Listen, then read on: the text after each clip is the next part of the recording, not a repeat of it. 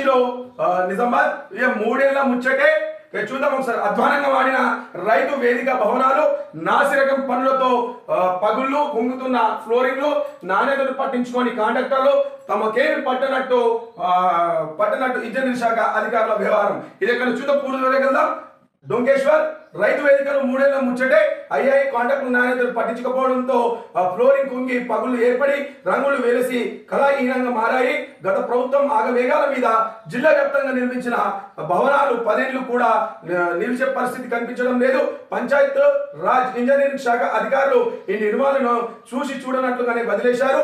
దీంతో రైతు వేదికల పరిస్థితి గోచరంగా మారింది. ఇక పంటల సాగులో రైతులకు దిశానిర్దేశం చేసేందుకు వారికి తగిన స్థలాలు సూచనలు ఇవ్వడం పాటు ఎప్పటికప్పుడు సమావేశాలు నిర్వహించేందుకు గత బీఆర్ఎస్ ప్రభుత్వం 2019-20లో రైతు వేదికలను నిర్మించిన సంగతి తెలిసిందే. ఒక్క భవనానికి 20 లక్షలు వేచించి జిల్లా వ్యాప్తంగా 106 రైతు వేదికలు నిర్మించారు. ఓవైపు కాంట్రాక్టర్ల కకృతి, మరోవైపు రాజకీయ ఒత్తిడికి తలొగ్గి అధికారులు నాణ్యతలు పట్టించుకోవడంతో ఈ పరిస్థితి ఏర్పడిందని రైతులు అంటున్నారు. అదేవిధంగా చూద్దాం ఒకసారి. ఇక నిజామాబాద్ నమస్తే తెలంగాణ జిల్లా వార్తలో రోగుల ప్రాణాలతో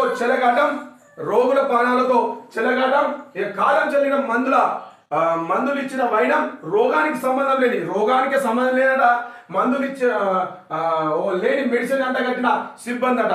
ఎంత ఘోరమైన పరిస్థితి చూద్దాం ఒకసారి. ఇక పోతంగల్ ప్రాథమిక ఆరోగ్య కేంద్రంలో ఘటన. ఇక ప్రభుత్వ దాఖలలో రోగాల ప్రాణాలతో చెలగాటం ఆడుతున్నారు కొందరు వైద్యులు.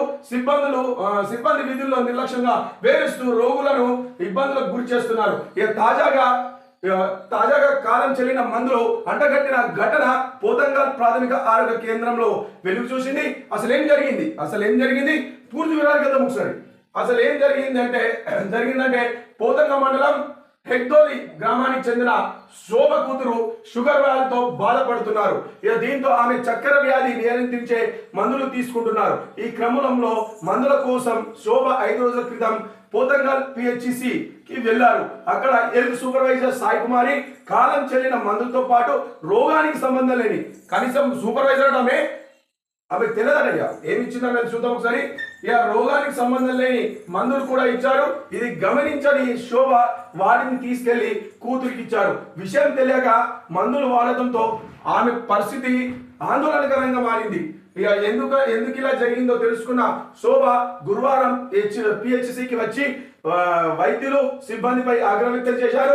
అయితే ఫార్మసీ అందుబాటులో లేకపోవడంతో మాత్రలు గమనించకుండా ఇచ్చామని హెల్త్ సూపర్వైజర్ సాయి కుమారి తెలిపారు. ఇక ఆరోగ్య సిబ్బంది అందుబాటులో లేకపోవడంతో ఇలాంటి ఘటనలు జరుగుతున్నాయని, వైద్యులు అందుబాటులో లేక అవస్థలు తప్పడం లేదని రోగులు పేర్కొంటున్నారు.